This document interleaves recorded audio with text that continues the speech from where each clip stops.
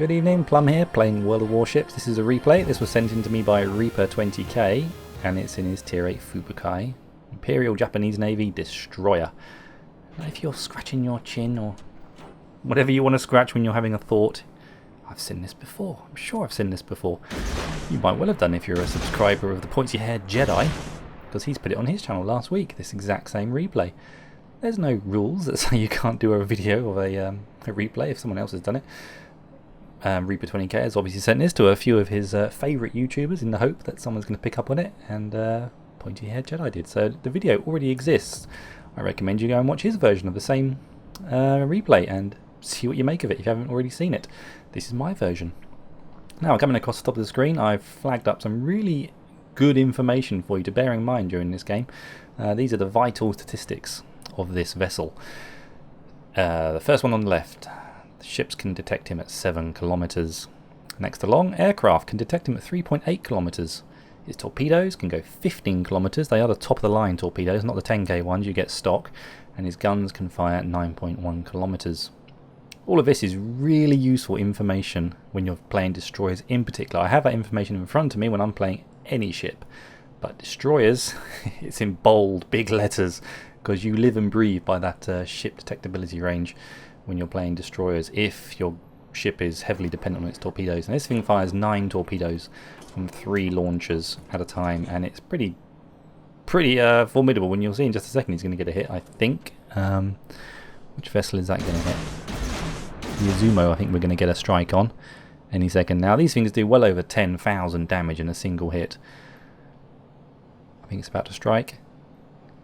He's trying to avoid it, but he's caused flooding already. 11,440 damage done on the Izumo. So he's having a bad day to start with. No doubt he'll hit his recovery, and he'll get that back pretty shortly. Now, we've got quite a few enemy ships popping up here on this flank. I have watched this replay, but it was last week. And I haven't been able to do the commentary until now, and I can't exactly remember. I remember what happens in the middle, because I did a shorter, slowed down version of the glorious moment when he gets a massive hit of torpedoes on several ships. But this flank, I think this flank looks like it's almost a bad idea at one point when you see how many enemy ships are going to come coasting around that corner. Something's launched torpedoes at us. Another destroyer. We've got 3 destroyers, they've only got the 2. It's a good idea to keep your eye on the minimap in all these situations when you're trying to count where enemy destroyers are, so you know if there's any over here. And he hasn't been detected. If he had, it would have shown up. We know when he gets detected because it will say so. So now we've got a lot of enemy ships over here. We've got our destroyer just to our northwest. You look at the minimap, his hull's pointing directly at him at the moment. He's doing a fantastic job because they can see him, and that just means they're distracted, frankly, and that's what you want, distraction, when you're in a destroyer. You do not want to be a target when you're in a destroyer. Now this spread, look at that, he's got 4 enemy ships, 3 cruisers and a battleship, all sailing in the same direction, forming a very nice line of steel in the water. So hopefully we're going to have an absolutely glorious display here of torpedoes. Got 9 going over there. How many do you think are going to hit? All 9? 8? 7? Can I get any more than 7? Here we go. I'm going to slow this down because it's awesome. I'm still waiting to do this myself, but I haven't managed to put it off yet. So first thing to be hit, North Carolina. 1, 2, 3, 4. It's 4 hits on the North Carolina. We've just decimated the North Carolina. Next one to hit, Pensacola behind in the forward section. Boom. And then next I think we get a hit on the Atlanta and a hit on the Pensacola simultaneously, I think it is. They go whack whack. Glorious. And one more hit to go on the Atlanta, I think. One on the aft, and that last torpedo unfortunately isn't going to hit squat. But I don't think Reaper20k minds that he's going to only miss one of those. It would be nice to get all 9 to hit. Would have been nice if that North Carolina had taken an extra one and died, but it didn't. Anyway, he's just netted himself over 100,000 worth of damage. I think even now at this point, with no enemy ships sunk, he's already come top on his team. We can all agree on that. 5 cases of flooding, so if they hadn't already used their repair kit, now they're flooding as well. So you can see in chat he's very pleased with that. 8 hits with torps out of 9. Lol. Gotta let everyone know. So this is doing our team on this side of the map the world of good. Suddenly they've got a North Carolina they can destroy, a massive battleship. Then they've just got cruisers to worry about. So we've got 2 battleships behind us. This is the hot spot on this map, and thank God that Reaper 20k was here with his torpedoes doing that amount of damage, because if that wasn't the case, all those ships over there would be a formidable fleet to deal with, and I think our destroyer would be more worried and our battleships would be more worried than they are. But no, he's definitely the right ship in the right place at the right time. So we've put down some smoke. I think we got detected because his anti-air went off. And normally it's a safe bet in these ships to keep your anti-air turned off and get another hit on the Otago. They're not very thickly armoured, those Otagos. I've got one, and they are a bit on the paper side of things in water. So we actually get our first kill of the game. Yeah, you should have your anti-air turned off. I make that mistake sometimes. I just forget and live to regret it, hopefully. Luckily we've taken no damage whatsoever, and put smoke up and managed to disappear again, so we can do a nice little circle and re-engage these enemy targets. This is all looking really good for this team. We've managed to, it seems, almost conquer the east of the map without too many losses. We've only lost the 1 vessel so far, and the enemy team has lost 3. Taking some shots of that Baltimore. I think the enemy team is backing off on this side, looking at the shape of the icons on the mini-map. They are definitely leaving the area. The Atlanta's hobbling away, the Pensacola's hobbling away. The Iowa's laughing gleefully to himself that he's got all these moderately low hit point ships around him that he can probably take a good shot at and destroy if he's very fortunate. They're probably all aiming at him actually, so that's good. Keep the heat off Reaper 20k and his Fubuki. You don't want to be the centre of attention in these destroyers, not one little bit. This is where you've got to plan ahead, have these things fought out in front of you. That's what I like about World of Warships. It's the forward planning. If you plan things right and it all goes your way, you can have absolutely glorious games. Get it wrong and you can just be sailing. It's not World of Warships, it's just World of Ships. And you're just sailing around, waiting for something to happen because you're just out of position on the map. At least with destroyers. Are they going to hit? He's so unlucky. That seems to happen a lot to me. I'll fire my torpedoes and they just miss targets all the time. I often think a combination of widespread and narrow spreads is a good way to go if you've got the launchers on your vessel. If you've only got 2, you know, launch 1 wide, 1 narrow if it's a far off target, and maybe, just maybe, you'll hit one of them. So our Iowa has decided to turn around. He's probably taken some damage and some fire and he's thinking better of it, going up there on his own. Can't blame the guy really. We're circling. We're like a vulture, aren't we? Just waiting. That guy appears to be backing into an island. I'm not sure what his tactical thinking is on that. I shall back into an island. Maybe just go forwards and turn around and get out of there. Yep, he's attached himself to an island like a barnacle. It's not going to help you, mate. We've got a Colorado up here, and that has got a lot of hit points left. That's going to be fun to engage later on, because I think he does engage that one. Baltimore, can he get out of the way? I didn't look like he's going to get out of the way of these torpedoes, but sadly I think he actually does manage to get away from those torpedoes. Cruisers. He's putting his foot down. Go, go, go. If they had oars, they'd have them out in the water as well, trying to propel that thing forwards. It's just gonna... That's twice now the Baltimore has managed to just evade torpedoes from Reaper 20k. He must be cursing that ship. But I think he's sailing into a trap. It's a trap! He's sailing right towards the rest of our fleet.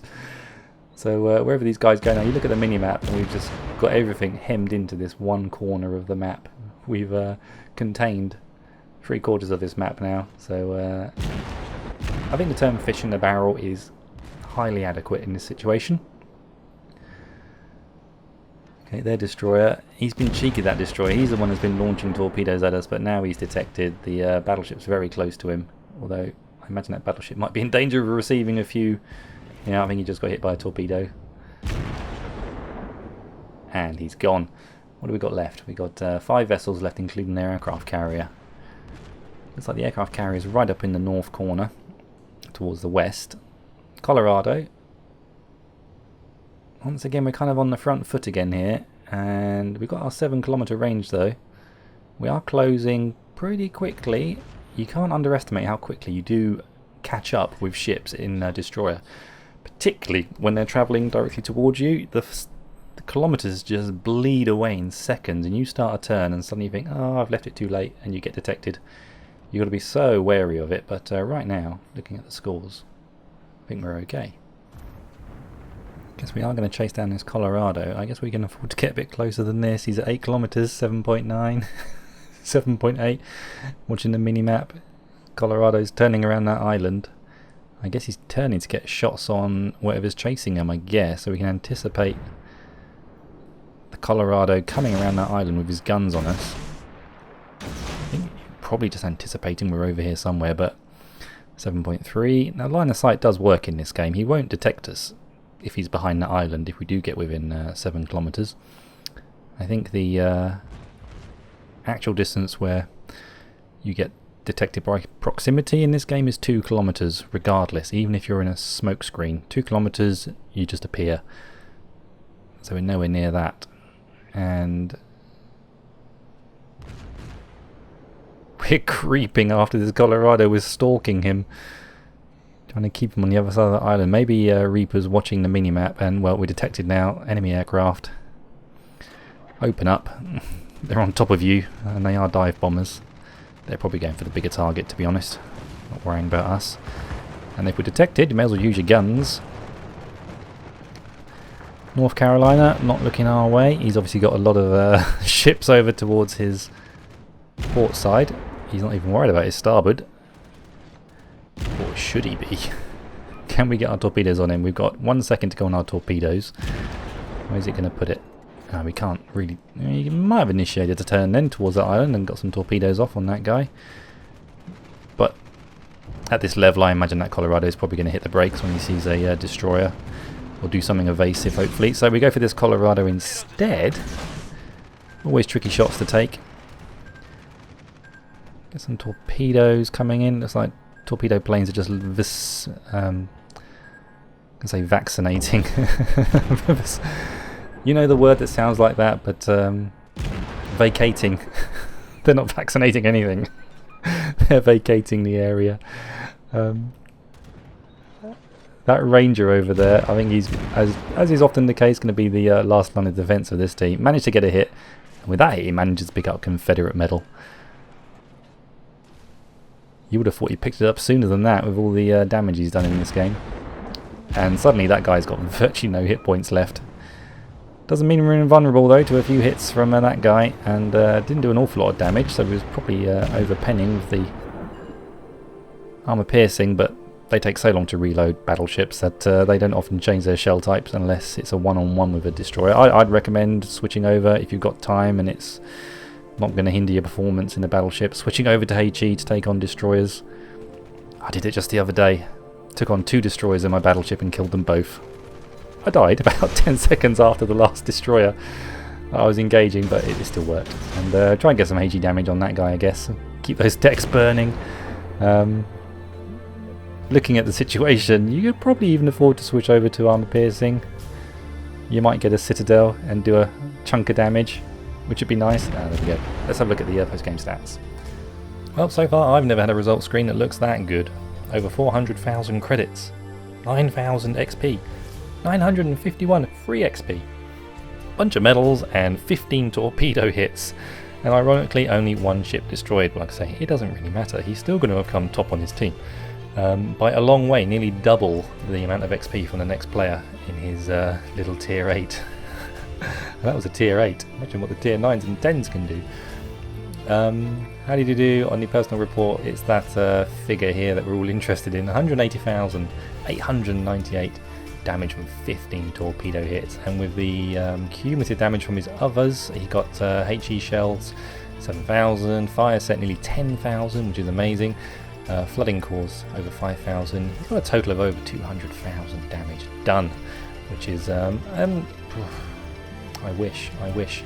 Anyway, hope you enjoyed the video. I'll be doing more World of Warships replays, so if you are playing the game and you're enjoying the title and you have a cracking game, also send it in. Details are on my About tab. And if you want to see another YouTuber's take on this exact same replay, go over to PointyHairedJedi's channel, and I'll put a link to that specific video in my description below. And check out the rest of the channel. He's a very, very good player. Cool, good stuff. Keep your heads down, everybody. Drink plenty of water, and I shall play World of Warships again real soon. Take care. Bye-bye.